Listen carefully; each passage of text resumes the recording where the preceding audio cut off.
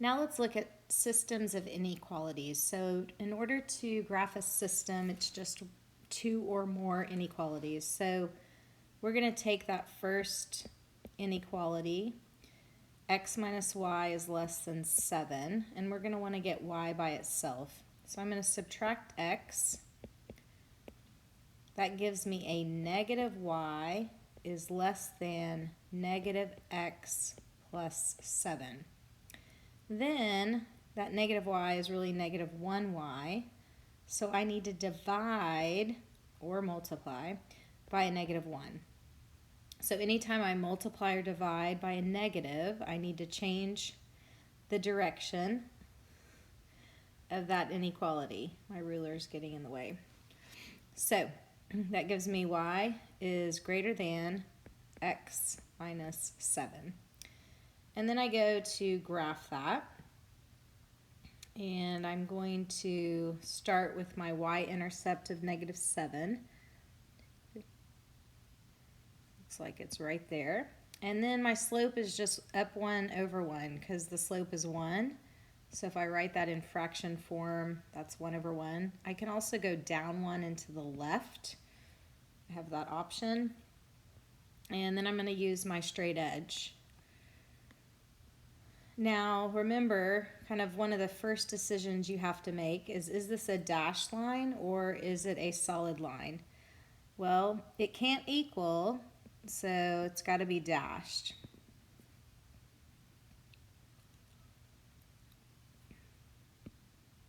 And the second thing you have to decide is where do I shade? So looking right here, y is greater than, you think of shading above the line. I would do a quick check on a point, like for instance, 0, 0 is an easy one to check. And I would also make sure when you're checking that you plug it into the original. X minus y is less than 7. So when we plug in our numbers, I like to put parentheses. So 0 minus 0, well that's 0. It's less than 7. So that checks. Well, now we have our second inequality. So our second one is x minus 3y is greater than 6. So I need to get the y by itself. So I'm going to kind of start off the same way, subtract my x. That gives me a negative 3y is greater than, I'm going to move this ruler, a negative x plus 6. And then negative 3y is negative 3 times y.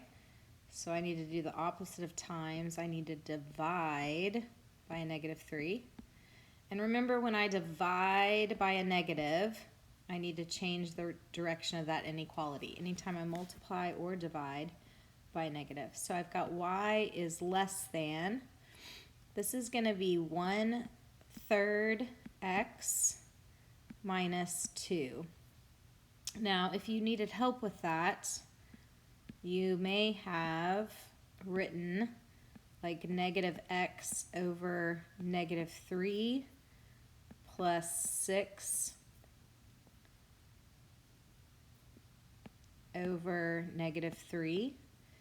Well, that's really a negative 1x, and so hopefully you can see that a negative 1 divided by a negative 3 is a positive 1/3 x, and then 6 divided by negative 3 is minus 2. And then we just need to graph on the exact same graph. I'm going to graph this one in blue. So this is where I really would recommend that you use colors. So I'm going to do the second one in blue. I did the first one in black. So my second one, now that I have it in slope-intercept form, my y-intercept is negative 2. So I can put that right there. And then I'm going to use my slope. I'm going to rise 1 and run to the right 3. rise 1, run to the right 3. I could also go down and to the left because that would be a negative over a negative, which would be positive. And so then I am going to ask myself, do I dash this line or do I make it a solid line? Well, since it can't equal, I'm going to dash this line. So both of those inequalities are going to have dashed lines because neither one can equal. And now I need to shade. Now when you're shading, make sure that you look at however you put that inequality into slope-intercept form. So notice it's y is less than. So we typically think of less than. If you're thinking in terms of up or down, we're thinking below this line. So when you do it in color, 2 different colors, you should be able to see the overlap. Now I would just double check a point.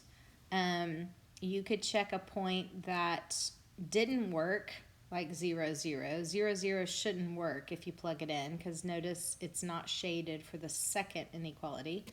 Or you can pick a point that should be a solution. So like right here, I'm going to just pick negative 4, 0. I'm going to scoot this up just a tad. So if I check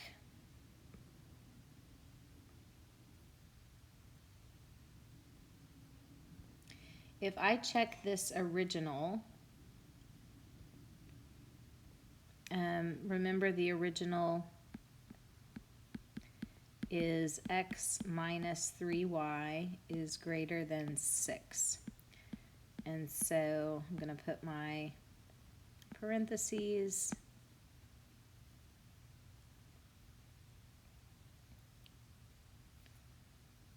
And I'm going to plug in my values. So I am checking 0, negative 4. And so when I see my x, I'm plugging in 0. My y is negative 4. That's kind of hard to see. And so it looks like this. So this would be 0 plus 12 is greater than 6. 12 is greater than 6. So it looks like I have shaded correctly.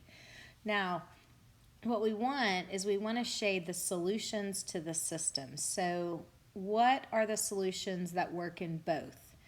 What are the solutions that have black and blue?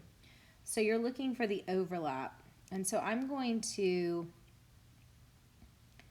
darken, and you could do any color here. I'm going to darken all of the solutions to the system. Because remember, in order for it to be a solution to the system, it has to work in both.